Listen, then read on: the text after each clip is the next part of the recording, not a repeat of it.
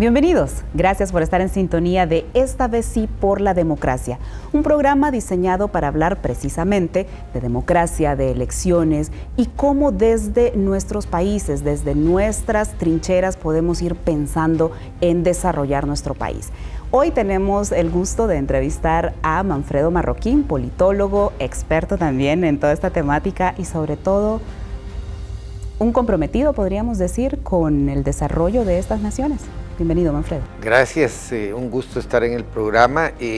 Bueno, sí, este tema de la democracia pues nos tiene de cierta forma preocupados en el sentido que todos creíamos cuando empezamos los procesos democráticos, por lo menos en la mayoría de países en Centroamérica y Sudamérica, en los 80, en la década de los 80, que esto iba a significar digamos, un avance progresivo para los países, que la democracia iba a traer desarrollo, iba a traer bienestar para los pueblos.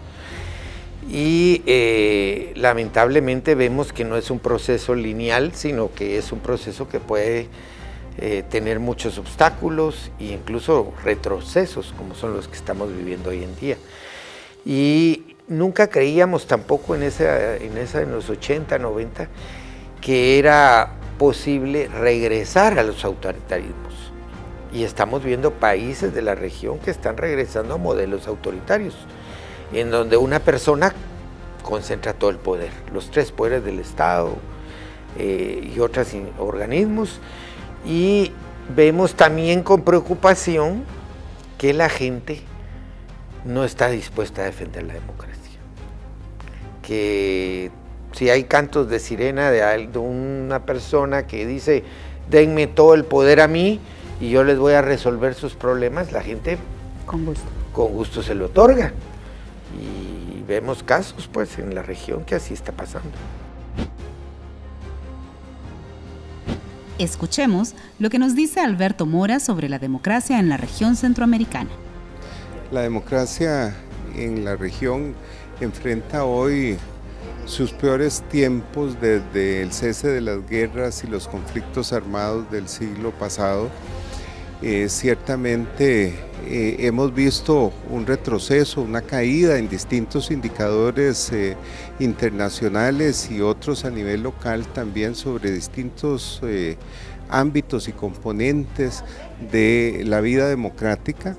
Dentro de ellos el deterioro de la libertad de expresión, con restricciones al ejercicio del periodismo en varios de nuestros países, especialmente cuando ese periodismo es crítico de la gestión gubernamental, al punto de que en países como Nicaragua y El Salvador ello ha implicado que periodistas hayan tenido que salir de sus países y realizar su trabajo desde el exilio, con incluso confiscación de sus equipos y sus propiedades. Otro de los rasgos que evidencia con mucha claridad este retroceso en materia institucional y política tiene que ver con la concentración del poder en el poder ejecutivo, en el gobierno y específicamente en el presidente de la República. Lo cual es una realidad en Nicaragua y también en El Salvador.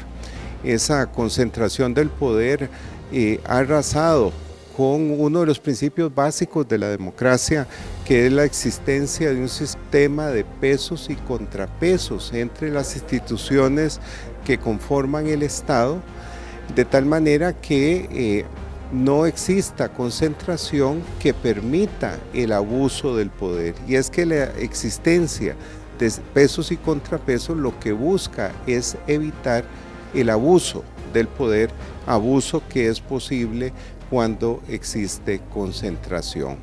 Otra de las dimensiones donde es claro también este retroceso es en la posibilidad de que la población se organice en distintos tipos de estructuras asociativas y que pueda oponerse y protestar frente a una política pública que pudiera poner en riesgo su bienestar o en relación con la cual no esté de acuerdo. Este espacio de divergencia, de discusión, de expresar oposición se ha venido cerrando en varios de nuestros países. Y esto lamentablemente ha coincidido con un escepticismo por parte de la población en relación con la democracia.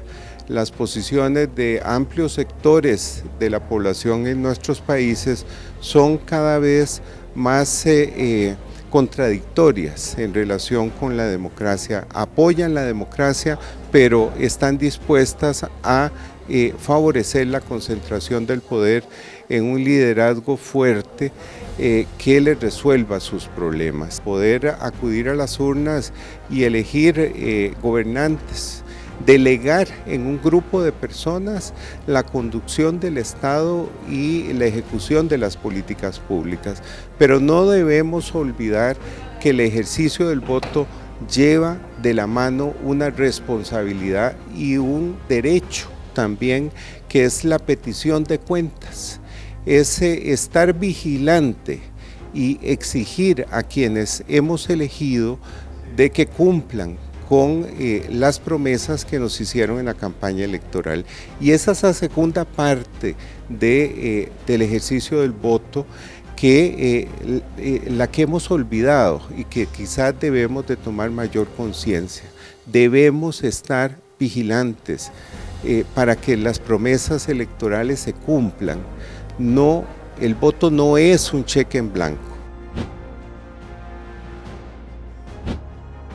Ahora, nos quedamos con aquel concepto de que democracia es el poder en manos del pueblo, pero hay que mover este pueblo. Cada quien tiene una forma de pensar, de considerar su desarrollo de manera distinta. Es decir, siempre se necesita de un liderazgo que mueva este pueblo por una vía de desarrollo. Pero cómo ir logrando que este pueblo, a través de la educación, a través de la capacitación, logre generar y gestar estos líderes. Bueno, mira, yo sí creo que no van a haber buenos líderes ni políticos si no hay demanda del pueblo. O sea, si el pueblo no está exigiéndoles que rindan cuentas, que den resultados, que cumplan con sus promesas. Si ese pueblo está ausente de la política diaria, los políticos se vuelven unos bandidos, que es lo que estamos viendo en la mayoría de países. Unos bandidos que roban, saquean, hacen negocio, se vuelven millonarios, y entonces el sistema, lo que ayer hablamos en la universidad, también aquí, de estos modelos cleptocráticos, se vuelve un sistema de saqueo permanente que no permite que los pueblos acachen algo de la riqueza que tienen los países. Ahora, el malestar ante esa situación está. O sea, uno sale a conversar con el pueblo y no están de acuerdo con ese tipo de situaciones. No están de acuerdo. Pero ese desacuerdo no se convierte en una exigencia masiva que genere cambios. Ahí es donde hace falta realmente el liderazgo, pero no necesariamente el liderazgo que está en los partidos, en los gobiernos, sino el liderazgo que está en las organizaciones sociales, en las universidades como esta, que es un centro de pensamiento, de debate, de discusión, en las ONGs que trabajan temas también con la gente, ya sea ambientales, de democracia, de derechos humanos.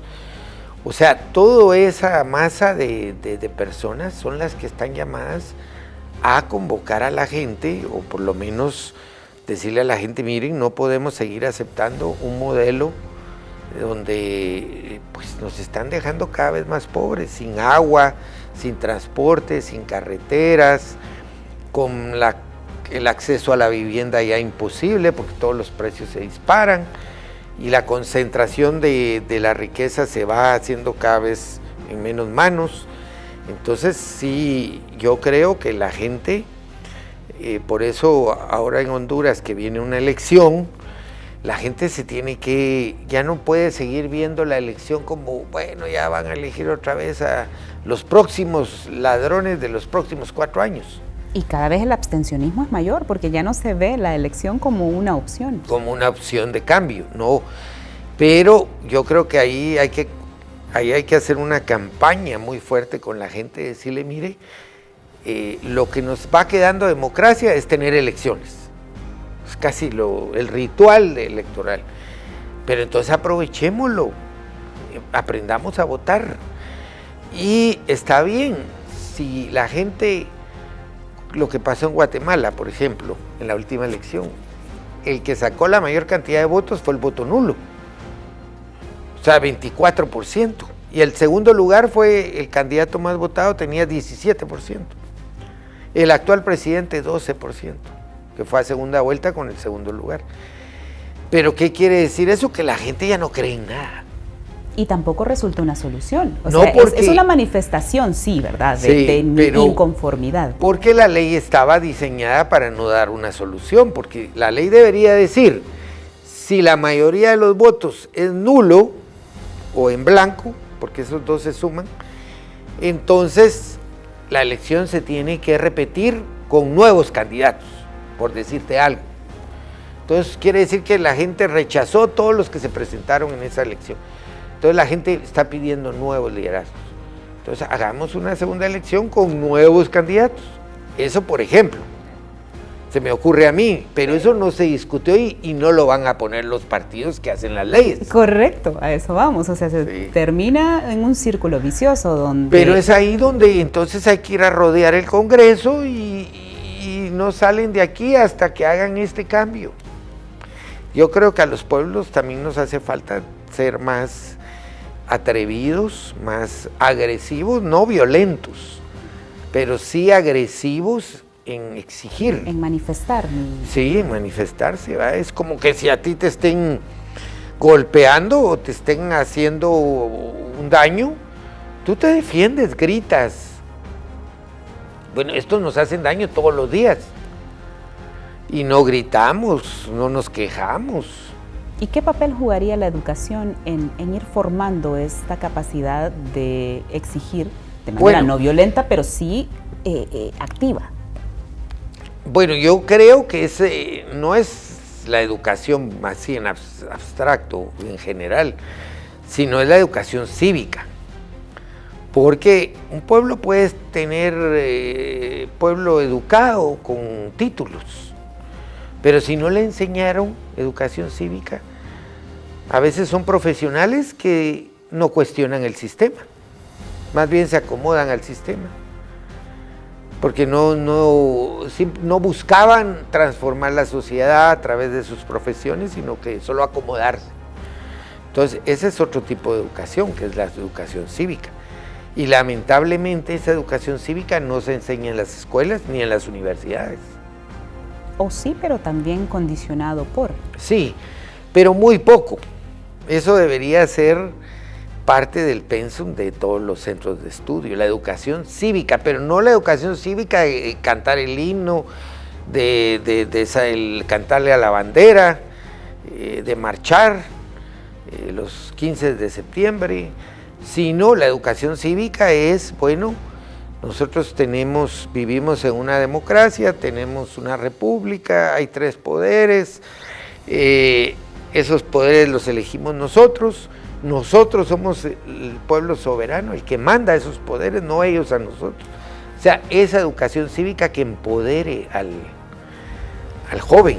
Y ahí es donde vemos entonces que no solo es participar por participar, sino que tener una conciencia ciudadana y cívica, ¿no? Cívica, que nos sí. permita participar, pero de manera realmente significativa, que no se quede únicamente en estoy ahí, voté y esa fue mi participación. Sí, y va a ser la única forma de cambio, porque como dice ese famoso dicho, solo el pueblo salva al pueblo. Ese es un eslogan de todas las manifestaciones, y es cierto, solo el pueblo salva al pueblo. Nadie más va a salvar al pueblo que el mismo pueblo.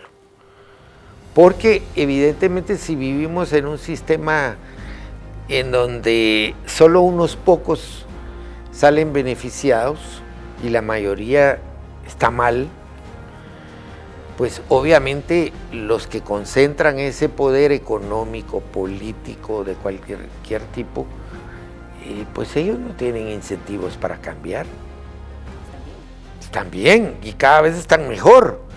Y los pueblos cada vez sufren más, no hay agua, ahora con la crisis climática vienen nuevos problemas, la falta de agua, los desastres naturales que afectan a la gente más pobre, porque la gente más pobre es la que vive en lugares riesgosos, en las orillas de los barrancos. Entonces una gran lluvia se lleva, hay un deslave y la gente muere. O las crecidas de ríos, porque no llueve como llovía antes, más previsible, sino que cae un gran aguacero y después ya no llueve. Entonces, todo eso, pues debería de... El pueblo tiene que reaccionar y decir, bueno, ya no queremos seguir viviendo en un sistema que no da nada. Pero también nos adormece esa situación, vivir en esa situación de pobreza, adormece porque estoy más preocupada por buscar el alimento que por quien me gobierna. Cierto, pero, digamos, y el sistema tiene mecanismos para adormecer a la gente. Ahora están las redes sociales, pues la gente a veces no tendrá para comer, pero tiene para cargar su celular. Eso así es. Pero ahí es donde sí importa el liderazgo que haya en la sociedad, o sea, que haya líderes que muevan la conciencia de la gente. Líderes sociales, estamos hablando, no tanto políticos, porque lamentablemente en la política la mayoría del liderazgo es para mantener el sistema, no es para cuestionarlo, no es para mejorarlo, es para ver cómo mantienen esos privilegios y cómo la gente tenerla ahí adormecida efectivamente sin que se cuestione y actúe en contra del sistema. Su trabajo como observador en diferentes elecciones le ha permitido desarrollar, digamos, esa habilidad para analizar cómo se está desarrollando bien o mal un proceso electoral. ¿Cómo ve el que tenemos nosotros en este momento? Bueno, yo lo veo con preocupación. Creo que no hay cosas que ya están ocurriendo que no que son luces rojas. ¿Cuáles, por ejemplo? Por ejemplo, el tema de que no se ha aprobado el famoso reglamento para la observación. Bueno, o que no está plenamente integrado el cuerpo electoral, o que a 90 días de las elecciones eso ya debería estar listo. Además son cosas que en uno no se explica por qué no están listas. Por ejemplo, un reglamento de observación es un copy-paste del último que hubo en la elección, pues, o sea, o le pueden hacer copy-paste de otro país, porque eso no varía mucho. Entonces ahí hay una intencionalidad genera obvia. Desconfianza. Y genera desconfianza porque ¿por qué no quieren que observen? O que dicen, esta organización no la vamos a reconocer como observadora.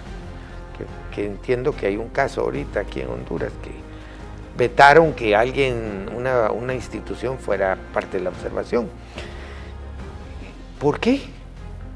Si todos los hondureños son ciudadanos de este país y todos son iguales en derechos y obligaciones, sí, pues, pero todos tienen derecho a observar su proceso, nadie se los puede impedir. Y no están, digamos, ingiriendo no inciden en el proceso electoral, están observando. Observando. ¿Por qué no permitir que observe? Sí, y mira, la observación puede ser individual o colectiva. Claro, si es en un grupo y estás actuando bajo la sombría de un grupo, el grupo tiene sus reglas, ¿verdad? Entonces, claro, si yo formo parte de una misión de observación X de la sociedad civil, en uno de los principios es, yo como observador, me mandan instrumentos de observación, cuestionarios, para que yo llene en la tarea de observación, yo los envío, pero yo no puedo opinar sobre eso, Para eso hay un director de la misión que recolecta toda la información de todos los observadores para emitir una opinión que sea representativa de lo que se vio el colectivo. Porque yo como individuo puedo estar observando aquí algo y me escandalizo, esto no sé qué, y es un gran fraude, pero puede ser que solo esté pasando en ese lugar, no en todos lados. Entonces, por eso las observaciones son muy claras y le dicen a sus observadores, miren, aquí no se puede dar declaraciones a la prensa porque necesitamos recabar la información de un universo para que sea representativa y estemos hablando cosas que sí son. Para ir cerrando esta entrevista, Marroquín, ¿cómo ir construyendo o cuál sería la propuesta que desde su experiencia podría pensarse para mejorar los procesos electorales? Mira, yo creo que la gente tiene que ser más exigente, el ciudadano tiene que ser más exigente. Y por ejemplo, pues está bien, yo ayer estuve en un programa de televisión y la mayoría de comentarios era, bueno, vamos otra vez a elegir a los próximos ladrones y no, nada va a cambiar, todo es lo mismo. Bueno, esa apatía, pues hay que volverla en energía para decir, ya no creemos en ninguno de ustedes que están ahora, está bien, no importa el color que sean, pero entonces vamos a organizarnos de alguna manera, por lo menos los que tienen esa posibilidad de organizarse, o los que tienen hoy espacios para influir en que el pueblo se organice, y decirle al político, mire, yo no quiero que me ofrezca más en temas de corrupción esto, yo quiero que usted haga esto y que me lo firme, y que si no lo cumple, nosotros vamos a actuar.